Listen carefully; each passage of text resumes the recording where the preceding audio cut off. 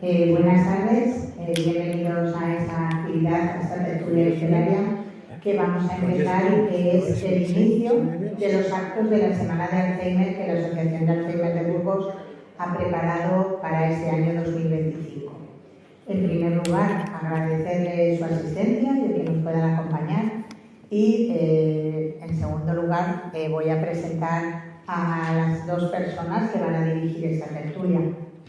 Ambos son muy importantes, evidentemente el señor Jesús Carazo, que es el autor de la novela sobre la que vamos a hablar, pero voy a empezar primero por Fernando Jerez, que es la persona que va a dirigir esta actividad.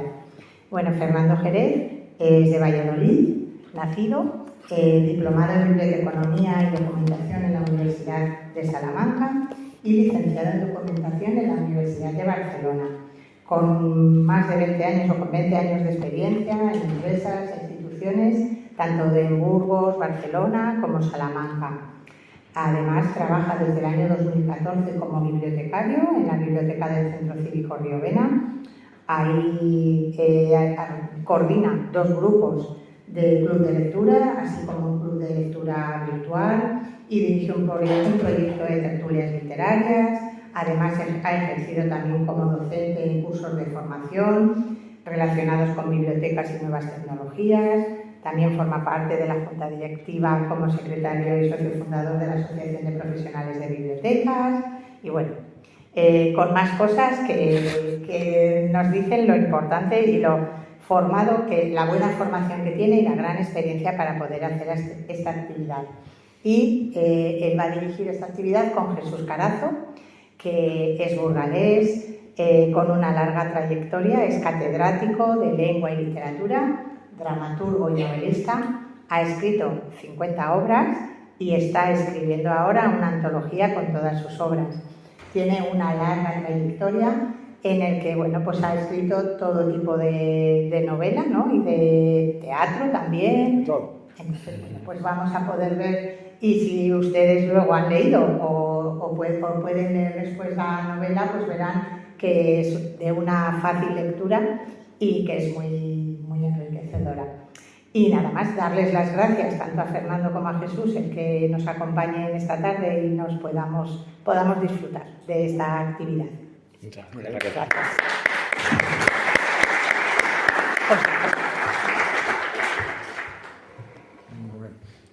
Bueno, buenas tardes a todos. Gracias en primera instancia por la presentación a Raquel y, bueno, en definitiva a la Asociación AFABUR por contar conmigo para este acto.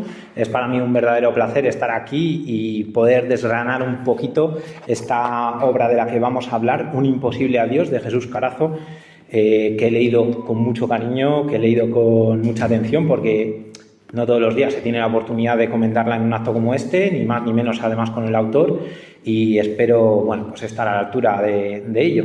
En primer lugar, saludarte, Jesús, que no tenía hasta hoy la suerte de conocerte, y bueno, durante estos últimos años, como ha comentado Raquel, estoy dirigiendo tertulias literarias en la biblioteca con autores de aquí de Burgos, y bueno, no había tenido todavía la oportunidad de encontrarme contigo, así que bueno, un placer. Es que yo, aunque soy de Burgos, he vivido 30 años fuera de España. Pues la oportunidad, a lo mejor, no sé si se oye bien. Ahora sí. Vale.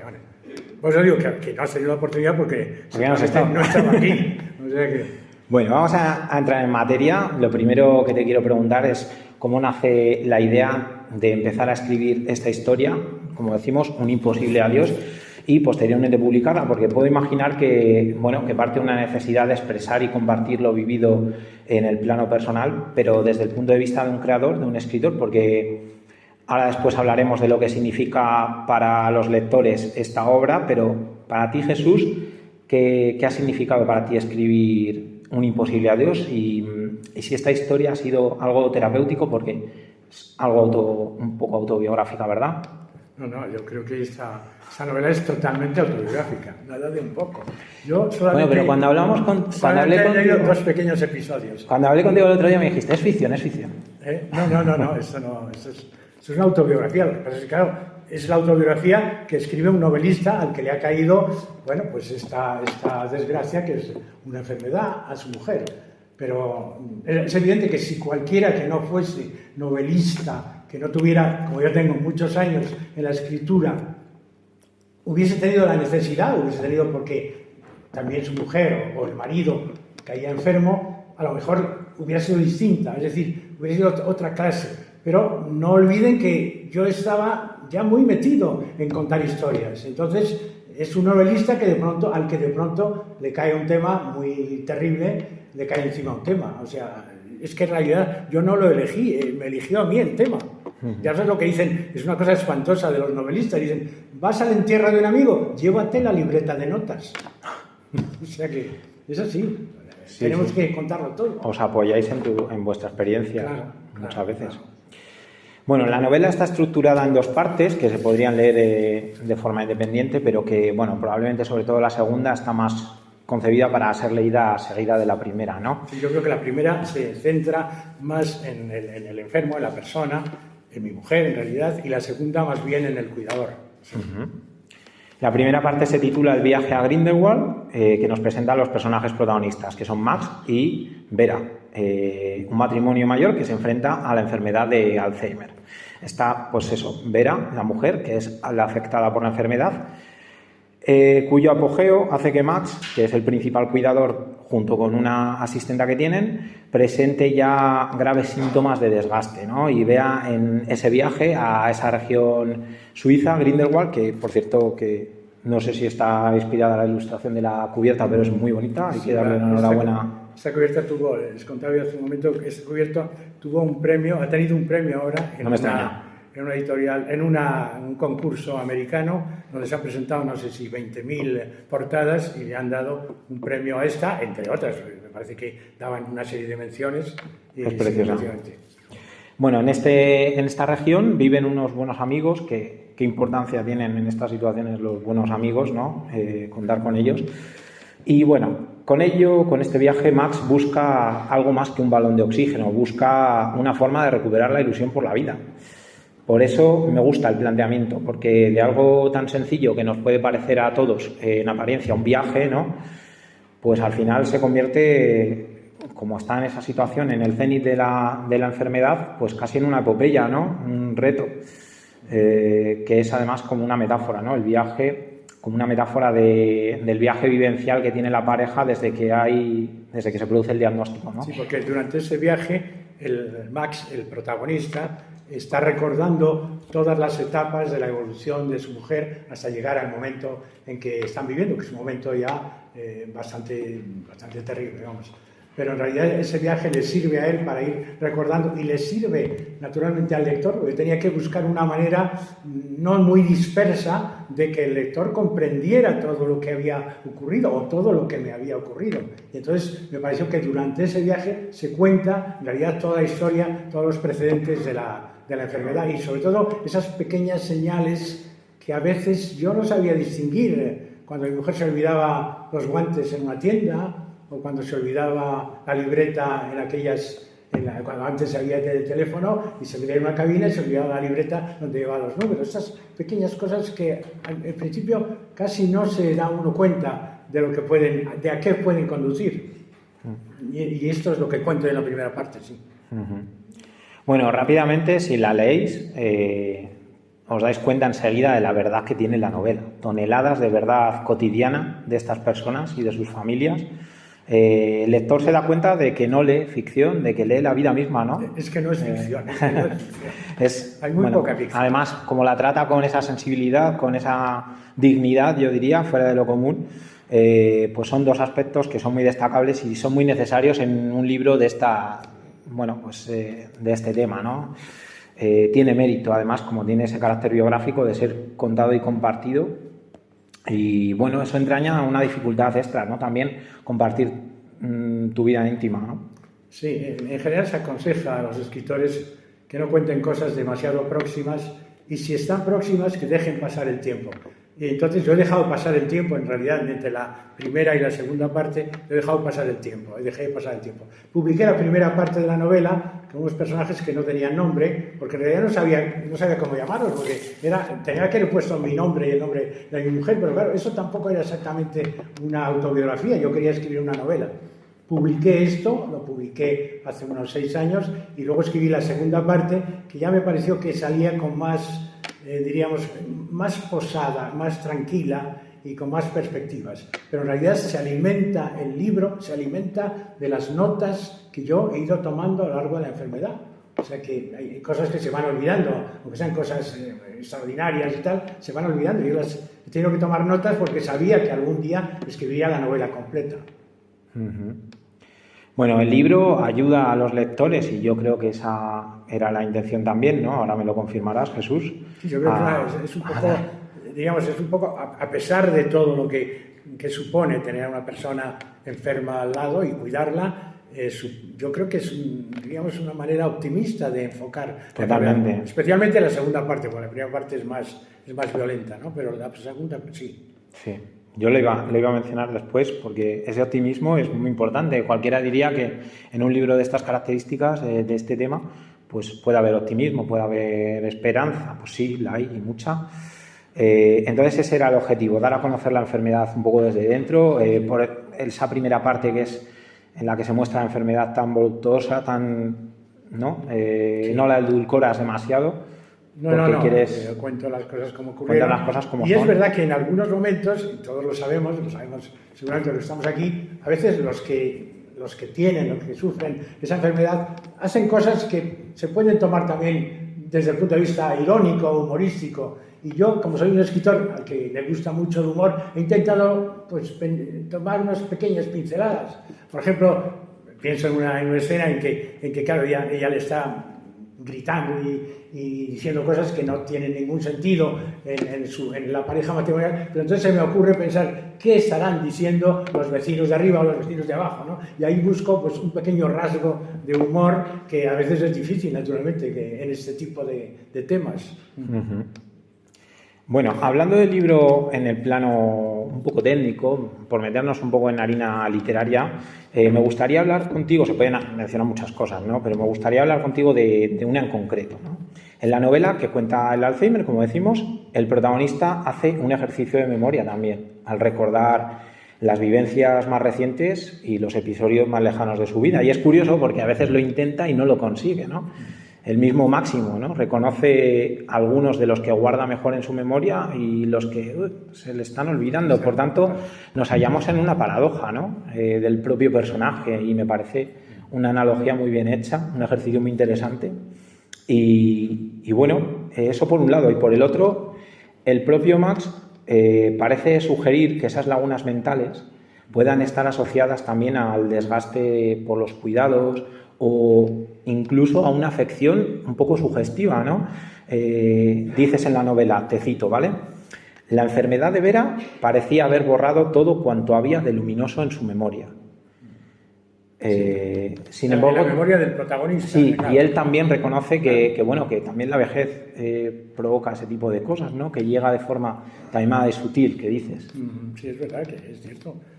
Cuando ocurre algo tan espectacular en el sentido de que todo se transforma y todo se trastoca, es evidente que lo que ha ocurrido antes, o sea, esa vida que yo hablo, soy la vida de 30 años de matrimonio y tal, esa vida pues prácticamente, efectivamente, no sé, yo imagino que a estos que están en Gaza hoy, que les están cayendo esas bombas espantosas, cuando les cae una bomba en su casa y se tienen que marchar, pues ya se les olvida la casa, se les olvida lo que había ahí, que es terrible. Pues algo así pasa, yo creo, al que le cae la enfermedad. Lo anterior como que pierde matices, como que pierde, diríamos, ángulos, como que pierde luz, ¿no? Claro, estás en la inmediatez. Claro, estás en la inmediatez, sí. Te obsesiona completamente, sí. Lógico. Yo creo que lo que dices, nos podría pasar a cualquiera. Y bueno, en la segunda parte del libro ya vemos una fase más avanzada en la que Vera ya se muestra más tranquila, sí. En la que, bueno, hacen mella en la pareja otros problemas como pueden ser la incomunicación, porque al estar pues, más apagada, pues eso es un problema, ¿no? Claro. Y tratas el tema complejo de tener que, bueno, le instan al protagonista, a tu alter ego, a internarla en una residencia pues por cuidarte tú más, ¿no? Porque Max estuviera más, bueno, que ya se ha dedicado mucho a su mujer y que igual es el momento, ¿no? de Lo que pasa es que la fortaleza del vínculo yo creo que debe de ser muy determinante para ese tipo de decisiones, ¿no? Sin duda. Y en este caso, además, que él veía como que el leitmotiv de su vida era cuidarla también. Entonces, si deja de hacerlo, ¿en dónde queda el proyecto de vida de Max? Y sobre todo que el ingresarla en una residencia le produce en la novela, yo lo que quiero es que este episodio es un episodio que ha incluido el novelista, porque yo nunca llevé a mi mujer a una residencia, pero me parecía que si yo no ponía este tema en la novela, me parecía realmente una novela a la que le faltaba una pata, sin duda, ¿no? Entonces incluí ese tema, como expliqué, me parece, cuando hicimos la presentación, basándome en la experiencia de mi madre, que a los 90 y pico años tuvo que ingresar en una residencia, y basándome en lo que yo había visto en esa residencia, pues diríamos, he introducido el tema de la posibilidad de llevar a una persona a una residencia y todo lo que le produce a él, ¿verdad? Llega un momento que no lo soporta, a pesar de las visitas que hacen, tal, y efectivamente la saca de la residencia, el personaje. Yo ya digo que no me metí en ese berenjenal. Claro, pero al final tú lo incluiste porque claro, ves muy factible que ese dilema... Sí, es un tema, claro, si hablas del Alzheimer, el tema casi que sale es decir, bueno, ¿y qué vas a hacer? ¿Lo vas a tener en casa? Claro, me parece que es un tema esencial, sí. Claro. Bueno, este tema de las residencias pues es como otros, de cómo mejorar la situación de estas personas, de sus familias. Seguro que haría falta algún plan, seguro que la asociación tenéis mucha más información sobre cómo está la situación, bueno, que ya habréis hecho algunos análisis más profundos sobre cómo está el sistema de cuidados en los enfermos de Alzheimer, cómo se podría dotar de más recursos para la investigación también. Y bueno, mi pregunta sería, ¿qué crees que haría falta para que estuvierais como más apoyados y que necesitáis? Porque, por ejemplo, en la novela es muy duro. Claro, en la novela cuentas con una tercera persona, que es Gladys, que hablaremos también de ella. Por supuesto, siempre hay que contar con pero alguien. porque puedes permitirlo. Claro, exactamente. Y ese es el problema, que hay mucha gente que no se puede permitir de tener una persona. Entonces es imposible, es casi imposible cuidar a una persona tú solo.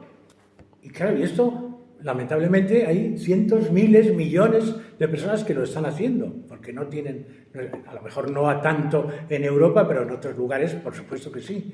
Y yo sé que en Francia la ayuda que dan es también muy limitada, pero vamos, una persona con Alzheimer tiene derecho a tener un par de enfermeras todos los días para ducharla y tal. Es una seguridad social un poco mayor que la de España, pero claro, están en este momento con un déficit de 40.000 millones que tienen que cortar porque están gastando muchísimo en este tipo de trabajos. Ojalá en España se pudiera hacer eso, pero si no lo gastamos en armas... Tú conoces la realidad de allí y la realidad de aquí porque has vivido muchísima parte de tu vida. ¿Cuánto has sido? ¿30 años? Llevo 30 años en Burdeos, sí. Entonces, claro, puedes comparar las dos. Sí, pero yo que está muy bien, que está muy bien, que tienes una ayuda completa, incluso dan dinero a los que están cuidando y tal, o sea que dinero, bastante dinero, quiero decir que, pero se están arruinando en este momento porque tienen una seguridad social a unos niveles que no se puede mantener. Y por eso están cayendo los gobiernos en Francia, porque claro, quieren cortar las ayudas a la seguridad social y a la educación y claro, la gente no quiere, ¿no? Lógico. Queremos más, no queremos menos. Bueno, comentábamos eso, que en la historia está Gladys, que es el tercer personaje que ayuda a cuidar de Vera. Personaje esencial. Claro, el protagonista dice que es la piedra angular de la familia y que si se cayera, se caería el mundo entero encima de él. Pero hay que contar una cosa que es cierta, o sea, que casi todo lo que está en la novela es cierto. Me cuento una cosa que me ocurrió a mí, es decir, cuando se desencadenó el horrible COVID, la Gladys, que no se llamaba Gladys, lógicamente, dijo que no quería, que no podía venir, porque tenía miedo, porque era una persona con, vamos, cierta envergadura, y eso es cierto, o sea, eso me pasó. Y tuve que estar cuidándola yo solo. Es verdad que había las enfermeras que venían por la mañana, pero cuidándola yo solo el resto del día. Durante, no sé si duró un mes o un mes y medio, pero se me cayó la casa encima, el mundo, casi. Claro, ahí, como en el resto de la historia había tenido el soporte de Gladys, casi no se notaba. Hacía una labor muy invisible a nivel de narrativo, ¿no? Pero, claro, luego cuando falta es cuando entran todos esos aspectos como que te tienes que hacer cargo de todas las labores del hogar. Que te das cuenta que es imposible, además. Es muchísimo, teniendo que estar pendiente de ella constantemente.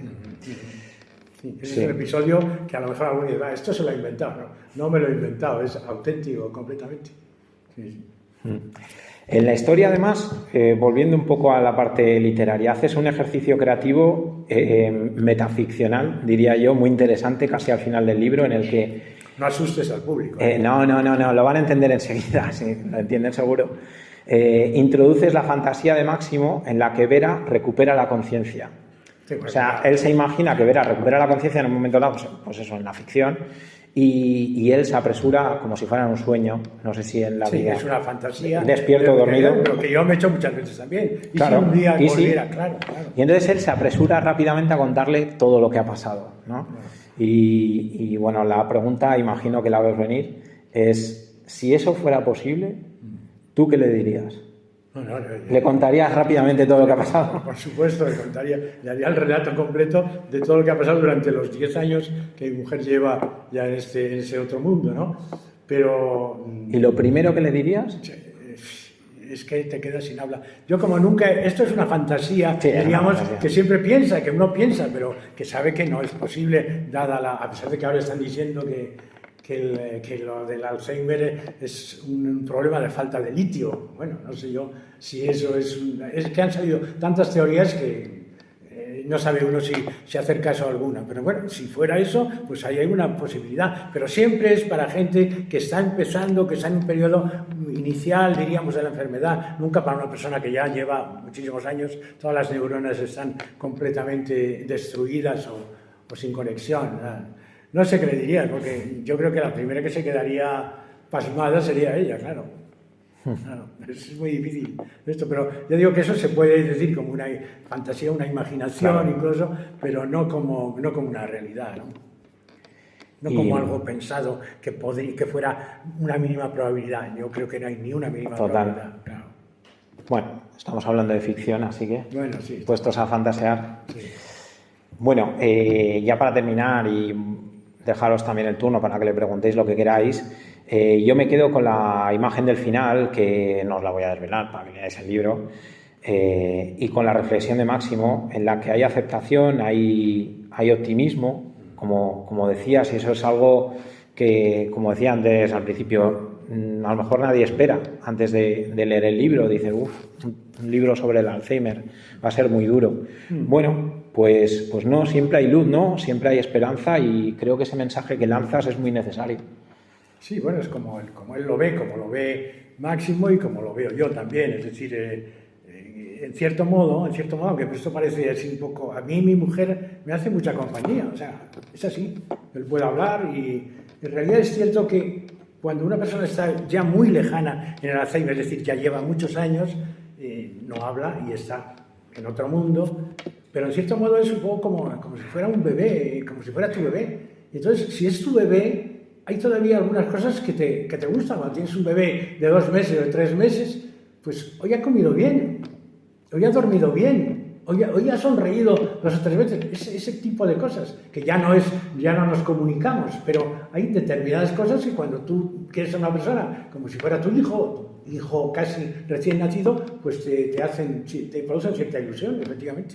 Total. Así. O sea que yo por eso digo que en la novela, cuando pone atrás esto, que en el fondo es una historia de amor. O sea, esta es una novela que es una historia de amor. no es la de las tradicionales, chico conoce a chica, se enamoran, se va y tal, no, es un poco distinta, pero es una historia de amor, no hay otra cosa. Y bueno, y a mí me ha ocurrido, bueno, he tenido esa suerte. Debo decir que mi mujer era de las que se apuntaban a un bombardeo, o sea, esas que dicen, vámonos a tal, se ha estado, viajó al Perú, viajó a Katmandú, ha ido, yo creo que todo el mundo, antes de conocerme a mí, o sea, cuando era una jovencita de 20 años, que digo que irá, y claro, ahora, verla ahora, cuando yo comparo aquello con esto, pues es mejor no pensar en eso, por supuesto, es muy depresivo realmente, es mejor no pensar en eso, pensar en la actualidad, en lo que hay, en lo que le vas a hacer para comer, por ejemplo. O sea que, y esa novela yo, en realidad, me pareció, lo conté cuando hicimos la presentación, pero me pareció que si hubiera dejado la primera parte, que es la parte más violenta, la parte donde efectivamente el cuidador no sabe ya por dónde salir, si hubiera dejado ahí, pues en cierto modo habría engañado al lector. Por eso añadí esta segunda parte, que es realmente la segunda parte tal como yo la he vivido, ¿no? Que me parecía que era para compensar un poco la primera y para ver que incluso en estos momentos pues también puede haber detalles que, bueno, que dan cierta satisfacción. Eso que digo yo de la compañía, pues a mí me hace ilusión estar durmiendo con mi mujer, me hace ilusión despertarla por las mañanas, tal, no sé, estas cosas, ¿eh? A lo mejor, no sé, alguno dirá, bueno, es que era muy difícil, y es cierto que como hay muchísimos casos de Alzheimer, hay muchísimos, casi que tantos como personas, yo conozco a gente que ha estado insultando a su pareja hasta el día antes de morirse. Hace poco me lo contaba una amiga mía. Mi marido, justo el día antes de morir, me dijo, ¿cómo era posible que yo me fuera a trabajar teniendo un marido que sufría Alzheimer? O sea que hay de todas clases, ¿no? A mí no me ha ocurrido esto, ¿no? Yo tengo un tipo de enfermedades distintas, pero las hay de todas clases, claro. Y algunas anécdotas que cuento aquí, cuando se iba de casa o se quería escapar de casa y un día se escapó de casa, que eso fue lo terrible, pues eso me ha sucedido, claro, completamente, ¿no? Y las angustias que es pensando que hay una persona que se ha marchado y no sabes dónde está y estás buscándola, pues esos son uno de los momentos más, más delicados y más angustiosos de la enfermedad, porque además fue absolutamente absurdo, porque mi mujer no estaba corriendo por ahí por la calle, sino que unas vecinas la habían visto y habían dicho, pase usted aquí, ¿qué le pasa? Y tal. Y entonces, hablando con las vecinas se olvidaron de que tenía un marido arriba, ¿no? Y yo andaba buscando por todos los grupos, ¿no? Vaya una... ¿Listo? Así es una situación... Sí, hay situaciones de estas que son así terribles, ¿no? Y que son inesperadas sobre todo, ¿no? Yo creo que el Alzheimer, como perturba completamente las conexiones, pues es capaz de todo, o sea, de todo. Mi suegro, el padre de mi mujer, que tenía Alzheimer también, pero no con la edad temprana que lo tuve yo, sino bastante más mayor, pues se escapó un día de casa y lo encontraron al día siguiente, después de haber pasado toda la noche, y estaba el pobre hombre recogido en un portal, así, pasando frío y tal, y no había... Y claro, nadie lo había encontrado. O sea que pueden ocurrir cosas que son realmente, claro, y uno las cuenta en una novela y dice, pero ¿esto cómo va a pasar? Pues sí, pasa, todo esto pasa, ¿no? Hay cosas que a mí me cuentan y digo, esto yo no lo puedo contar en una novela porque no se lo va a creer nadie. Y es verdad, hay cosas pero que son reales. Y digo, pero ¿cómo voy a contar eso en una novela? No es posible. Yo intento contar cosas que sean reales, pero que la gente las pueda admitir, ¿no? Soy un escritor realista en ese sentido, claro. ¿No? Realista, y siempre, no solo en esta novela, sino en todas las novelas que he escrito, soy un escritor realista. Es muy raro que yo haya inventado muchas cosas un poco difíciles de creer, ¿no? Dicen que una buena novela es una buena mentira que dice la verdad. Una buena ¿no? mentira, exactamente. Eso decía, sí. Es una mentira que en realidad está desvelando una verdad, ¿no? Uh-huh. De todas formas, llega un momento en que ya he dejado de aficionarme a la novela. Sí. Es decir, ya me interesa más la biografía, la autobiografía, todo ese tipo de cosas, más que la novela. La novela tiene muchísimo trabajo, que a veces se tardan 6 meses, un año y medio en escribir una novela, y luego a lo mejor no tiene tantas compensaciones como uno quisiera. Y eso, por eso llega un momento que bueno, puedo escribir otra cosa. Te tengo que llevar a mis tertulias, que tenemos que hablar largo y tendido de eso. Tenemos que hablar de la literatura y lo que se puede y no se puede escribir, efectivamente. Pues muy interesante la reflexión. Yo también quería hacer una reflexión y ya para finalizar por mi parte, porque leyendo el libro me surgía una, y es que en el mundo hay 1.000.000 de cosas, como la salud, los derechos humanos que mencionabas antes, la política, la ideología, el trabajo, el dinero, que hacen daño cada día y fastidian el día a mucha gente, ¿no?, en sus vidas. La triste realidad es esa. Yo vivo la realidad distinta, las preocupaciones de ser padre de una niña de 5 años. Todavía no he descubierto todas estas barbaridades de las que decimos, la parte fea del mundo, y además como padre, pues como somos un poco vendehumos y lo maquillamos todo un poquito, pues nos gusta enseñarle las cosas bonitas de la vida, la cara amable. Nos nace eso, ¿no?, esconder un poquito la parte mala y no cargarnos su inocencia antes de tiempo, ¿no? Pero por suerte, en este mundo ambivalente, que ahora se dice polarizado, para mí erróneamente, pero bueno, hay personas que son capaces de cambiar y mejorar la vida de los demás con un gesto, con una llamada, que por cierto se llama menos cada vez, esto no lo perdamos, un libro, un poema, una caricia, un guiño, un guiso, 200 cosas que hacéis y que bien conocéis en la asociación, en las familias, que compartís el día a día con estas personas, y con eso me quiero quedar, con la grandeza que demuestra Jesús y vosotros ante adversidades tan enormes como esta, que aún no ha habido desgraciadamente la manera de superar, pero bueno, con pensamientos y con acciones que demuestran la humanidad que tenéis, que es invencible. Bueno, pues nuestro paso por aquí, por este mundo, a pesar de todos los pesares, es mucho mejor, y por eso te doy las gracias, y a vosotros también por estar aquí y por interesaros por todo esto, ¿no? ¿Quieres que abramos un turno de preguntas? Totalmente.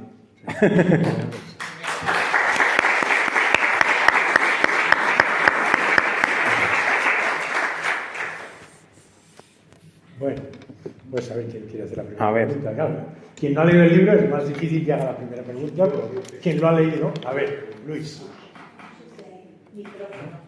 ¿Qué? ¿Queréis un micrófono? No, nos oímos bien, ¿eh? A lo mejor nos pueden facilitar uno de mano. Bueno, pero si quieres, mira, vete preguntando y yo repito la pregunta si quieres. Tú, como experto, ¿qué consejo le daría a un Nobel como yo, un cuidador como yo? Yo te podría dar un consejo en literatura, pero como cuidador no creo que te pueda dar ninguno. Lo único que yo he hecho como cuidador, que no he descubierto nada, es regular muy bien el tiempo. Es decir, regular muy bien de tal manera que todo esté perfectamente ajustado a un horario, ¿sabes? Pero no porque, no sé yo si esto es mejor o peor para el enfermo, no lo sé, pero sí que es mucho mejor para el cuidador. A mí, yo por ejemplo, antes que andaba, pues diríamos, buscando estos horarios, yo estaba trabajando, yo suelo escribir a las horas en que todo el mundo come, pero luego pues le daba de comer a mi mujer y tal, y eso me producía una especie de estrés completamente, claro. Hasta que he cambiado completamente sus horarios y los míos. O sea, ella no come cuando yo como, tenemos completamente... Has encontrado un orden, ¿no? Un orden y efectivamente esto me ha hecho...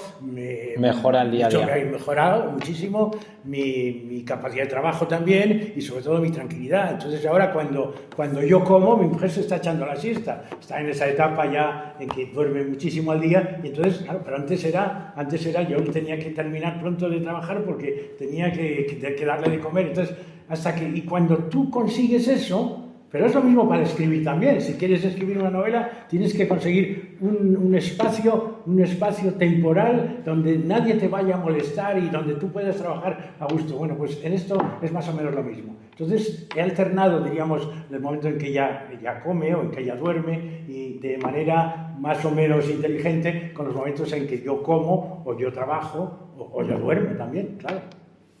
No sé si es un consejo, pero bueno. Yo creo que sí, todo lo que me diga, yo creo que es un consejo. Y hay otra segunda pregunta. ¿Te arrepientes de algo que no hayas hecho? Hombre, me arrepiento de montones de cosas, vamos. Bueno, de lo que me he hecho, por ejemplo, a mí sí, pues mira, hay una cosa que a mí me ha encantado siempre, supongo que a ti también, que es viajar. Viajar, y claro, Cuando en el momento en que mi mujer cayó enferma, yo ya no he podido viajar. Yo no era capaz de dejarla con Gladys o la supuesta señora que estuviera cuidándola. Yo no era capaz de esto. Y me arrepiento de eso que no he hecho. Sí, me arrepiento de no haber podido ir a lugares que todavía me quedaban por visitar. Sí, muchísimo, pero bueno, ¿qué voy a hacer? Oye, también te puedes resignar a todo. O sea, puedes viajar con un libro en las manos. También. Eso no es un problema. A ver. Oye, sí, yo he echado en falta el viaje ese que hiciste con tu mujer, si lo pensaste detenidamente o dijiste, bueno, yo me tiro al ruedo, voy a ver a unos amigos y a ver si me resulta bien. Bueno, el viaje es un recurso literario. Ah. Es una manera de contar toda la historia de mi mujer sin que se me desflequen los episodios, ¿entiendes? ¿Ves cómo era ficción? Claro, la ficción es que hay un viaje, pero todo lo que se cuenta en este viaje, que es lo que ha pasado, es todo realidad. Pero claro, hay que buscar un sistema, es una manera, claro, esto es la experiencia del escritor, aquí no hay esto. Ya digo que ha caído esto en uno que escribe, pero si cae en uno que no escribe, pues a lo mejor hubiera dicho, en el año tal ocurrió tal cosa, en el año tal otra. Y yo lo he intentado, para que fuera más ameno al lector, lo he intentado contar todo en un viaje, ¿no? Yo he hecho muchos viajes con mi mujer, también a Suiza y esto, pero este es un viaje, vamos a decir así, que me sirve a mí para contar las cosas y para crear una unidad. Estos pequeños recursos de los que uno casi no se da cuenta, pero le van saliendo porque es la experiencia de escribir. Vale, pues yo no me creí que habías hecho ese viaje. No, te puedes creer que yo he hecho muchos viajes con mi mujer y viajes a Suiza. Pero este viaje en que ella ya estaba muy mal, este viaje no he llegado tan lejos. He ido alguna vez a Francia y esa historia hay un policía que se acerca pensando, pues siempre pasa lo mismo. Sí. Cuando una persona con Alzheimer te agrede, pues claro, la gente lo que está afuera, ¿qué piensa? Este hombre me lo ve salvaje, está ahí mal, claro. Y es verdad, y esto es cierto también. Eso me ocurrió en un viaje a Francia. O sea, que el policía se pone allá hasta que le explicas, ¿no?, que es un problema. Y bueno, y luego enseguida lo comprende, ¿no? Pero es así. Y la gente que lo ve desde atrás o que piensa que hay una pelea, todo esto. A mí me ha pasado de todo. Mi mujer, estando dentro del coche, cuando salía, no sé si a comprar algo, y estar dando golpes en la ventanilla y diciendo a la gente que la sacaran de allí. Claro, la gente se paraba. ¿Y qué pasa? ¿Qué le pasa? Hasta que yo tenía que ir allá y explicarle que no, que era un problema mental y tal. O sea, que no, es que te pasa de todo, porque claro, es una enfermedad que en cualquier momento, un día se encerró en una habitación. No sé si era porque quería encerrarse o se encerró en una habitación. Y entonces yo, claro, no salía, eran como las 1 de la mañana, 1 de la madrugada, y entonces, claro, yo no sabía cómo abrir la puerta porque desde fuera no se podía abrir. Tuve que llamar a un señor y me dijo, mire usted, es la 1 de la mañana, yo puedo ir a abrir la puerta, pero le va a costar 500 euros. Claro, 500 euros. Total, que al final yo no sé cómo hice, cogí una ganzúa y ya conseguí abrir la puerta. Conseguí abrir esa puerta, pero es que te ocurren cosas que esto lo cuentas también y dices, bueno, pero esto sí, es cierto. Bueno, yo creo que de realidad o ficción a más de uno le ha pasado lo del claro. O sea, que por supuesto, sabiendo probablemente lo que le pudiera pasar con una persona con Alzheimer, claro, que es lo más normal. Claro, pero eso es una persona con Alzheimer que cuida a alguien de Alzheimer, sabe que eso puede pasar y que es. Pero una persona que no conoce esto a lo mejor dice, anda, pero qué cosa más rara. Claro, sí. Pues muchas gracias. ¿Verdad? Ya que estamos de viajes, yo tengo mucha experiencia en viajes.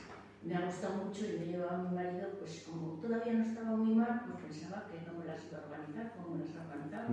Y lo peor que puede ser a un enfermo de Alzheimer es cambiarle de sitio. O sea, cuando él se ve fuera del sitio, de su casa, de donde vivas y tal, a mí he tenido experiencias de aquí lo saben horrorosas. A mí se me fue una vez en una casa que apareció en Santander, estábamos a 26 kilómetros. Me llamó a una casa porque quería volver a casa. No se acerque mucho al micrófono. Sí. No sé cómo hacer. Así. Bueno, yo el consejo mío es que cuando tengan un enfermo de Alzheimer, si quieren viajar, que sepan que es muy difícil sacarles, moverles de su entorno y tener unas vacaciones felices. Claro. Pues, Yo más que difícil diría imposible. Imposible. Imposible, sí. No, hay los que se sienten de vacaciones y aquí te las arruinan. Sí, completamente, sí. Y además salen por lo más inesperado, ¿no? Lo que nunca habías imaginado, efectivamente, sí. ¿Qué habilidad tienen para liarte? Es esa habilidad pura. Sí, es cierto. Yo, de las experiencias que tengo, vamos, es que terrible. Es verdad. Y ya estábamos de viaje, digo, por lo menos que sepan que los viajes no es un placer veros con un enfermo de fe. No es posible, es verdad, es cierto. ¿Hay alguna pregunta más? Bueno, yo mientras se acerca a Rosa, que también quería preguntar, porque yo creo que la novela sí que ayuda mucho a los familiares a poder, o a las personas que lo leen, a poder entender un poco lo que es esta enfermedad tan terrible y cómo el cuidador sufre al lado de la persona, ¿no? Yo creo que el título es muy bonito, ¿no? En lo que, Sí, además, el título es un título que yo tenía, desde un pequeño comentario, un título que tenía pensado desde hace ya años, porque me parecía que era el título de la novela, un imposible Dios, imposible decirle adiós a esa persona a la que amas. Pero hace como 6 meses o 7 meses me sale una premio Nobel de Corea del Sur con una novela que se llamaba Decir adiós es imposible. Madre mía, casi el mismo, ¿no? Entonces le pregunté al editor qué hacemos, lo cambiamos y tal. Oye, lo que tú quieras. Y al final dije, no, lo dejamos, ya está. Y así se quedó. Pero es verdad que esas cosas que te chafan un proyecto que tienes desde hace muchos años, pues te hacen mucho daño también. Pero yo creo que lo que nos ha comentado de que es una novela o es una historia de amor, yo creo que sí que retrata en nuestro día a día trabajando en la asociación lo que muchos familiares, ¿no? Muchos cuidadores te cuentan de que aun estando la persona mal, aun teniéndole que ayudar a todo, aun teniéndole que hacer, aunque no te responda, como muy bien nos ha contado, el familiar lo que quiere es tener, seguir. Hay una compensación de cualquier manera. No despedirse, nunca. Nunca, efectivamente, sí. Sí, yo siempre me planteo las cosas. ¿Quién se va a ir antes de este mundo, mi mujer o yo? Pues las dos cosas son fatales, porque si me voy yo, ella se va a quedar sin nadie y vamos, se tendrá que ir a una residencia. Y si se va ella, pues yo me voy a quedar sin ella. Pero yo, es que no hay... En fin. Bueno, pues nada, eso, porque me parece un título muy bonito, de paso. Sí. Mi pregunta era un poco dirigida a esto que se acaba de comentar, al futuro. Yo me identifico plenamente con la novela, porque es así, mi historia de vida, incluso el tema de la residencia, también lo he tenido que vivir y lo he sufrido muy amargamente. Entonces, bueno, va pasando el tiempo y el deterioro cada vez va siendo mayor. Claro. Y yo me pregunto, ¿cómo voy a afrontar yo el futuro? Esa es mi gran duda, es mi inquietud, es un tema que para mí me genera muchísima angustia. Quería preguntarle cómo podría orientarme, porque usted lleva ya 10 años conviviendo en una situación... Bueno, es que me estáis a mí tratando como si yo fuera un doctor de esto, que yo no sé, no tengo más que un caso, ¿eh? No como experiencia de experto, sino como experiencia de persona que vive diariamente esa misma situación. Sí, yo la verdad es que en mi caso ha ido cada vez más fácil. En mi caso ha sido cada vez más fácil. Es decir, que al contrario de lo que puede ocurrir a otros, que puede ser peor, en mi caso ha sido cada vez más fácil. Pero es verdad que siempre miras adelante y dices, bueno, ¿qué va a pasar aquí? Y no es lo mismo que tu mujer tenga Alzheimer que tu marido tenga Alzheimer. Pero claro, yo la puedo levantar, la puedo llevar y tal, pero una mujer es mucho más complicado hacer eso. O sea que yo comprendo, Claro, y yo comprendo que las mujeres que tienen un marido con Alzheimer se vean obligadas a llevarla a una residencia, si no consienten. En fin, el marido aguanta un poco más, pero ya saben que el cuidador es el que primero cae, o sea que ya me lo he pensado. Sí. ¿Alguien más o no? Vale, pues nada, si no... No se atreve nadie más. No, pero estoy seguro de que muchas de las preguntas o de los comentarios que podrían hacer nos podrían enriquecer a todos, porque es un momento para comentarlo en grupo, no en persona, como lo hacen a veces cuando van a la asociación. Claro, que comentan a una persona o esto, pero y aquí estamos todos, reunidos. Déjame hacer una pregunta, porque Tienes muchas, ¿eh? Tú tienes muchas, claro. Muchas, porque claro, yo ahora te preguntaría, Jesús, ¿por dónde? Yo te preguntaría, cuando tú dices que esta segunda parte tuya ha sido más fácil, más sencilla para todos, y tu vida ha sido mejor. Es que si lees la primera parte te das cuenta de que no hay color. Tú has tenido que rechazar a cosas tuyas para que esa felicidad a ti la puedas vivir. Todo. Yo he tenido que rechazarlo todo. Los amigos, los viajes, claro. Esa facilidad, esa cosa. Claro, tienes que rechazar muchas cosas. Yo, por ejemplo, el editor me dice siempre, oye, vente para aquí que vamos a presentar el libro en tal sitio, en tal. Y digo, no puedo, es verdad. O sea, es que yo tengo que renunciar a muchísimas cosas. Eso, los viajes. Claro, yo te lo cuento porque en mi experiencia, en mi vivencia, lo que estoy viviendo, continuamente, yo me estoy planteando lo que me crea a mí una gran ansiedad es el que me gusta mi trabajo, me gusta lo que hago, me divierto, me hace feliz. Entonces tengo que renunciar a eso y de hecho lo estoy renunciando, no he renunciado a muchas cosas ya. De esta manera me implica más a estar más en el sitio que tú me dices que ella está mejor, porque en realidad, porque la única persona que llama es a mí, la única persona que me reconoce es a mí, ¿sabes? No tienes suerte porque a mí no me reconoces. O sea que tú estás todavía en una fase muchísimo mejor que la mía. Entonces, en otra parte del libro que hablábamos ayer, vamos a escribir.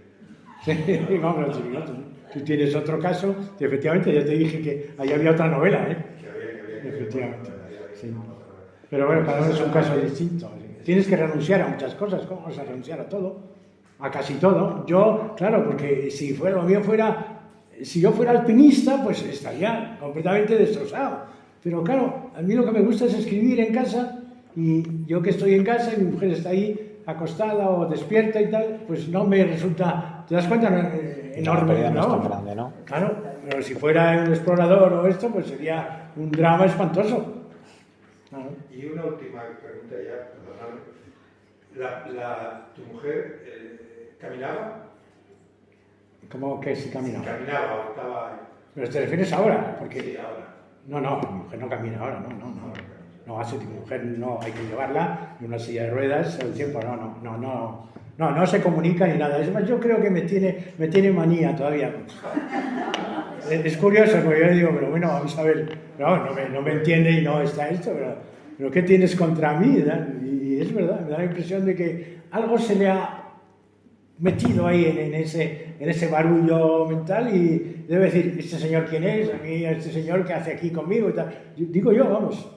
Es curioso, o sea, esta es otra de las cosas, porque a veces te gusta que te miren y que te sonrían, claro, ¿verdad? Pero yo lo tengo muy difícil eso. Pues mira, tú decías antes que tú no eras doctor ni nada, Ernesto, no eras doctor, y te estaban preguntando cosas. Bajo mi punto de vista, a mí me consuela, a mí me ayuda, a mí me llena más el poder intercambiar con alguien que es cuidador, con alguien que está viviendo la misma experiencia. Y entonces contarnos lo que nos pasa o lo que te pasa, claro. Me llena más que alguien me diga. Yo he estado en una reunión ahora con dos neurólogos en CEAF, en una reunión, ¿vale? Y lo que me ha contado no me ha llenado, Jesús, no me ha llenado, me he quedado igual. Sin embargo, cuando he hablado con cuidadores que han tenido o que están viviendo una experiencia, claro, les entiendo, les comprendo, me llena más, me deja más tranquilo. Es que la ciencia es fría por naturaleza, claro. No te pueden dar ese hambre, que tengan todos esa idea del placebo, te agradaré y tal, pero no te pueden dar esto, no lo sienten. Con ello me he enterado de nada. Claro, efectivamente, tienes razón, es así. Bueno, pues gracias. Bueno, pues nada, si no hay más preguntas, terminamos ya. Yo creo que el cuidador no debe renunciar a muchas cosas. Ya, pero bueno, ¿cómo quieres que yo suba una montaña con una mujer con Alzheimer? No puedo. Bueno, siempre que tengas medios para poderla atender a la otra persona, pero no debes renunciarlo porque tu salud mental es muy importante. Por supuesto, sufre, sí. Sí, es una... Cuando tienes una persona así que no puedes hablar con ella porque es imposible, porque no te sigue, porque no razona. Entonces, a mí mi experiencia al principio cuando me pasó eso, yo estaba muy rebotada. Entonces, estaba como rabietada, claro. No me gustaba la situación. Entonces, es una forma de pasarlo mal y de hacerle pasar a él mal también. Tenías que haber escrito una novela. No, de todas maneras, en tu novela esa postura también Es una está. manera de- La mujer de tu amigo, la que es suiza, también se lo dice, se lo repite, que cuídate tú, que Sí, tú eres siempre. muy importante, no te dejes, ta. Pero Claro, eso está reflejado también en la novela muy bien. Hay que superarlo, eso. Pero claro, cada uno si tiene no lo su superas, visión. acaba Llega un contigo. momento cuando estás Y también es respetable, ¿no? avanzada, que cuando esa situación da la vuelta y entonces ya le ves que es una persona que es totalmente diferente a la que tú has conocido, entonces no es esa persona con la que tú has vivido y entonces ya te cambia. Yo, por ejemplo, ahora pues, cuando le miro me da ternura porque es como un niño. Como Igual. Entonces, Un niño indefenso, además, indefenso, inerme, sin posibilidad de hacer nada. ya Claro. tampoco me quiere. Claro. Cuando Tampoco te quiero, porque ya somos dos. quiere más a la persona que me cuida que a mí. O sea, a mí me mira como si no me conocieras. Sin embargo, con la persona que me cuida es más jovencita, más mona, más tal.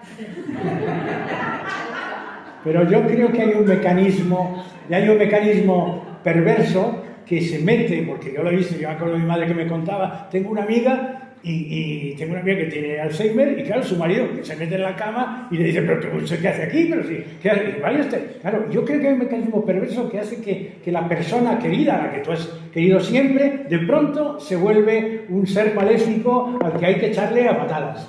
Yo creo que eso podría ser una característica del Alzheimer. No lo sé, porque no soy científico, pero a lo mejor ahí habría un camino para investigar. O sea, cuídate, Luis, ten cuidado. Muy bien. Bueno, pues si les parece, terminamos esto hoy. ¿Sí? Hay más preguntas, Jesús. Espera.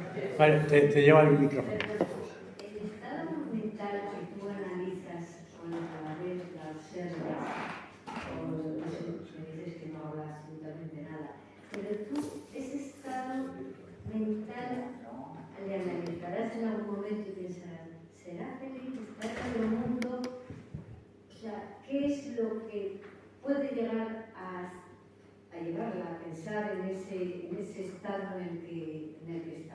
No, yo creo que está completamente en otro mundo, o sea, está en otro mundo, no tiene nada que ver con el nuestro, con lo que yo le digo, no reacciona a nada de lo que yo le digo, aunque algunas cosas sencillas puede... Está tranquila y tú la ves feliz y sosegada, ella a lo mejor no sufre.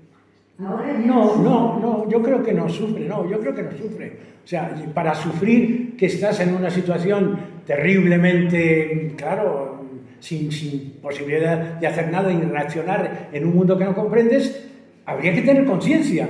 Es decir, si tú tienes conciencia de que estás en esa situación espantosa, entonces sufres. Pero si no tienes conciencia de eso, yo no creo que ella sufra.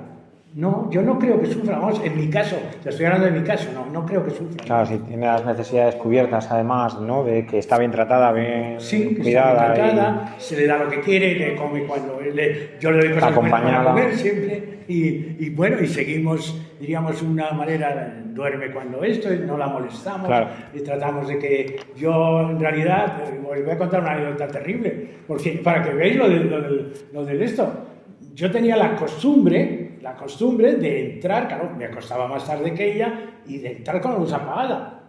Y un día estábamos en Santander, que era una casa que yo conocía poco y acabamos de llegar, y entonces en esa oscuridad yo tropecé y me rompí el húmero. No sé si os habéis roto el húmero alguna vez, pero es fatal. Y estuve meses con no podía mover el brazo ni nada y tal. Y eso fue también consecuencia de no querer molestar y tratar que esto, te puede llevar a cosas muy malas, ¿eh? Te puede llevar a graves accidentes incluso, ¿no? O sea que eso me pasó a mí. Y eso no lo cuento en la novela, ¿eh? Sí. Sí.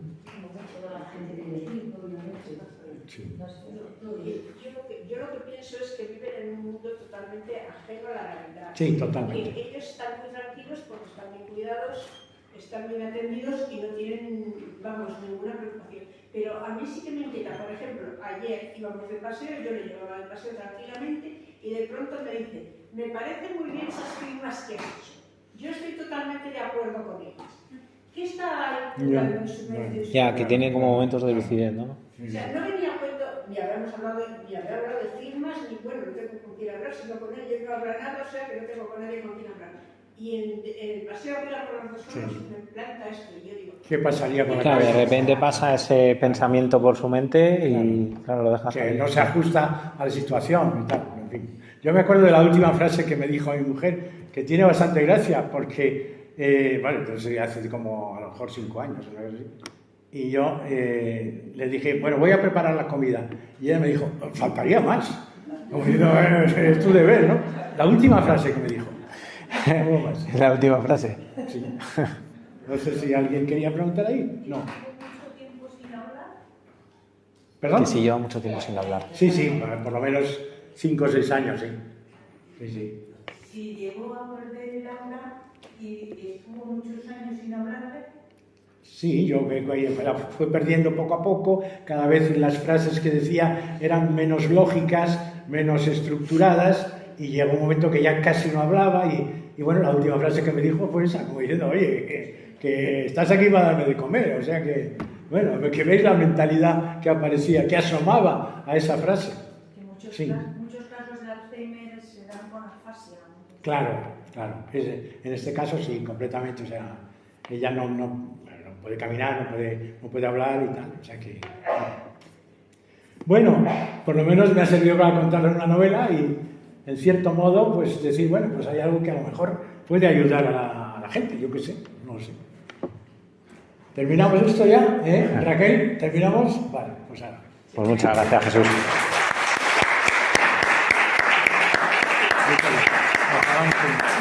Apagamos.